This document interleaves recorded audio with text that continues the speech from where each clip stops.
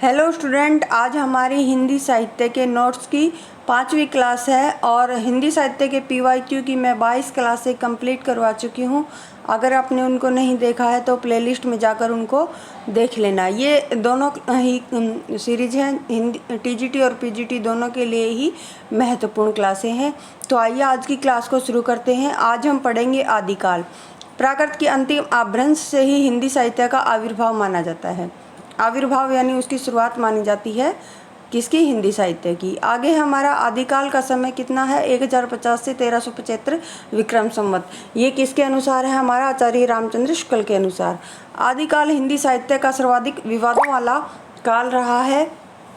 आदिकाल के विवादों में प्रमुख विवाद है इस कालखंड का नामकरण।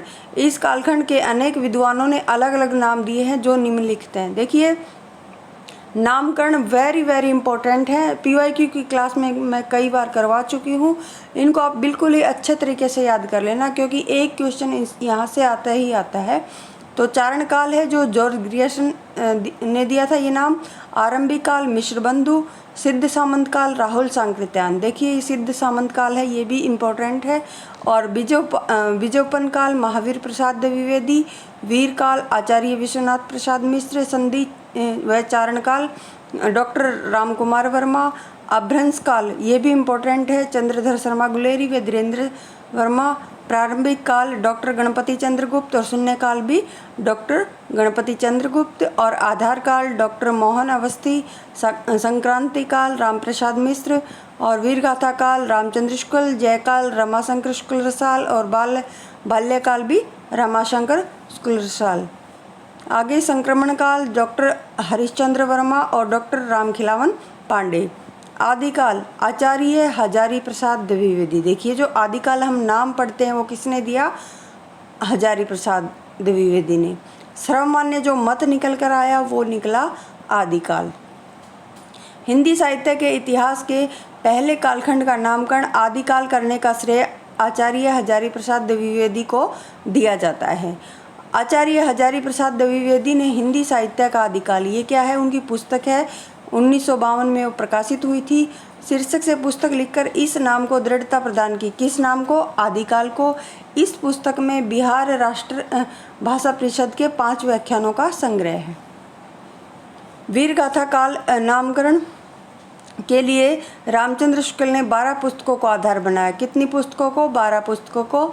इस काल के अंतर्गत 2 प्रकार की रचनाएं मिलती हैं, अपभ्रंश की और देश भाषा की। अपभ्रंश की पुस्तकों को आचार्य रामचंद्र शुक्ल ने साहित्यिक पुस्तकें कहा है, जिनकी संख्या कितनी है? 4। अपभ्रंश की पुस्तकों की कितनी संख्या है? 4। आदिकाल के ऐसे कवि जिन्होंने अपभ्रंश व देश भाषा दोनों में काव्य की रचना की वो कौन है? वो हमारे विद्यापति। अपभ्रंश की 4 पुस्तकें कौन सी हैं? कीर्तिलता, कीर्ति पताका, ये किसकी रचनाएं हैं? विद्यापति की। वेरी इंपॉर्टेंट रचनाएं हैं। हम्मीर रासो, सारंगधर, विजयपाल रासो, नल्ले सिंह भाट की रचना है। और देश भाषा की 8 पुस्तकें, ये भी वेरी इंपॉर्टेंट है। खुमान रासो, दलपत विजय, बिसलदेव रासो, नरपति नालय। प्रमाल रासो किसकी है? जगनीक की। और देखिए, प्रमाल रासो का दूसरा नाम आलाखंड है। आगे है हमारी पृथ्वीराज रासो, ये किसकी है? चंद्रवरदाई की रचना। और जयचंद्र प्रकाश भट्ट केदारनाथ, जयमंक जसचंद्रिका मधुकर कवि। और विद्यापति की पदावली विद्यापति। और खुसरो की पहेलियाँ अमीर खुसरो। उक्त पुस्तकों में बिसलदेव रासो और विद्यापति पदावली खुसरो की पहेलियों को छोड़कर बाकी ग्रंथ वीर गाथात्मक हैं।